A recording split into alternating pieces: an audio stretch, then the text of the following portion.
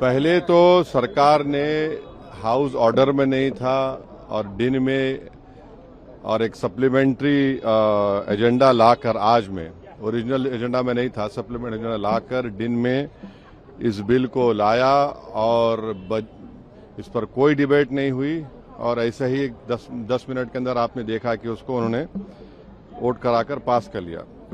सवाल ये पैदा होता है कि जब आप नेशनल ऑनर की बात करते हैं, नेशनल ऑनर कहाँ गया था जब चीन हमारी जमीन पे कब्जा करके बैठा हुआ है?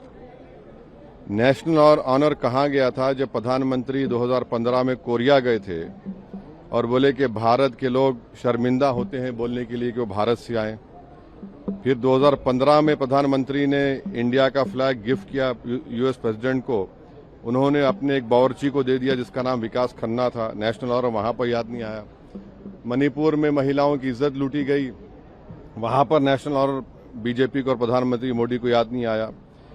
अब हम ये बोलना चाह रहे हैं कि जनगण मन जब आप पढ़ते हैं तो जनगण मन में क्या दिखता है कि ये देश दिखता है और देश की जनता दिखती है।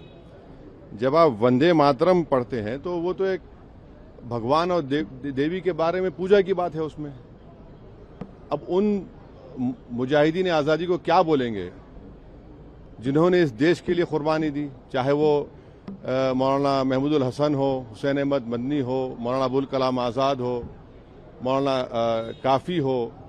ये तो देश को आज़ाद कराने के लिए किया था। यहाँ पर आप देश को इस तरह से पेश कर रहे हैं और जनगण मन जो लिखा गया था वो तो जनता के लिए लिखा गया था।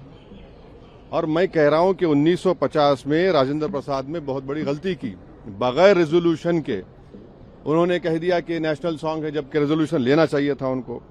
तो और कहीं पर भी नेशनल सॉन्ग का डेफिनेशन नहीं है। तो आप इसको इस तरह से मुसल्लत कर रहे हैं देश के ऊपर, तो गलत है बिल्कुल। आर्टिकल 25 फ्रीडम ऑफ रिलीजन है, उसके स्टैंजास पढ़ लीजिए आप।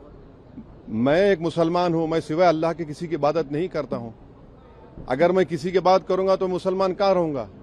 तो आप तो आर्टिकल 25 का, 26 का, 29 का ग्रेव वायलेशन कर रहे हैं। और ये बता दीजिए, ये संघी आरएसएस के लोग कभी वंदे मातरम पढ़े? ये लोग कहाँ पढ़े बताइए? माफीनामे लिख रहे थे और हिंदू महासभा और मुस्लिम लीग तो फौज जमा कर रहे थे अंग्रेजों को देने के लिए। आपने कभी जिंदगी में पढ़ा ही नहीं। और आखिरी बात, हमारा संविधान का जो प्रियम्बल है वो किससे शुरू होता है? वी द पीपल, भारत माँ से नहीं शुरू होता है ना, कहाँ शुरू होता है? तो आप तो ये तो बिल्कुल ही संविधान के खिलाफ, उन मुजाहिदीन आजादी के खिलाफ, और जो काम बोस नहीं किए, रविंद्रनाथ टैगोर नहीं किए, वो काम आप ये कर रहे हैं। जो कमेटी बनाई गई थी उन्होंने कहा कि नहीं। तो ये सब मकसद एक ही है कि इस देश को एक हिंदू थियोक्रेटिक कंट्री बनाया जाए। हम इसकी मजम्मत करते हैं, कंडेम करते हैं। और बीजू इमानुएल का जजमेंट आज भी रेलेवेंट है और कल भी रेलेवेंट रहेगा। हाँ, देखिए, संविधान में बीजू इमानुएल का जजमेंट है। आर्टिकल 19 और 25 क्लियरली बोलता है कि आपकी भारत से मोहब्बत एक गाना गाने से नहीं होती है। आप पढ़ लीजिए वो जजमेंट, सुप्रीम जजमेंट। और संविधान का पहला सफा क्या कहता है, पेज क्या कहता है? Liberty of thought, expression, belief, faith and worship. आप कैसे किसी को मजबूर करेंगे एक देवी देवता को इबादत करो? अच्छा, जो लोग सिख धर्म के हैं, जो लोग किसी खुदा को नहीं मानते, एथिस्ट हैं, उनको क्या करेंगे आप? तो ये इस तरह की हरकत इसलिए की जा रही है कि इस देश को एक हिंदू राष्ट्र बनाना चाहते हैं। तो ये बात है। साहब, लेकिन अगर ये कानून बनता है तो ये सब पर नाफिज होगा, आप पर भी नाफिज होगा, तो अब मानना तो पड़ेगा ना इसको। हसरत मोहानी ने इनकलाब जिंदाबाद का नारा दिया था, आप हसरत मोहानी को बोलेंगे आप? क्विट, यूसुफ मेहर अली ने क्विट इंडिया का नारा दिया था, संगी तो नहीं थे, उनको क्या बोलेंगे आप?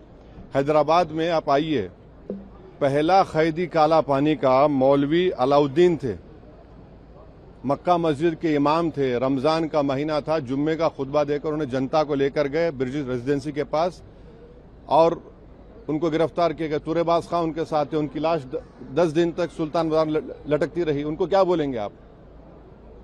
ये लोग तो देश की आजादी में हिस्सा ही नहीं लिए ना, इनको माल पता ही नहीं है। ये तो उन लोगों को शर्मिंदा कर रहे हैं जिन्होंने सब कुछ देश के लिए कुर्बान किया। तो फिर इसको चैलेंज करेंगे आप सर कोर्ट में? देखिए क्या होता है। ये तो देखिए, बाज लोगों की नजर में गोडसे पेट्रियट है, हमारी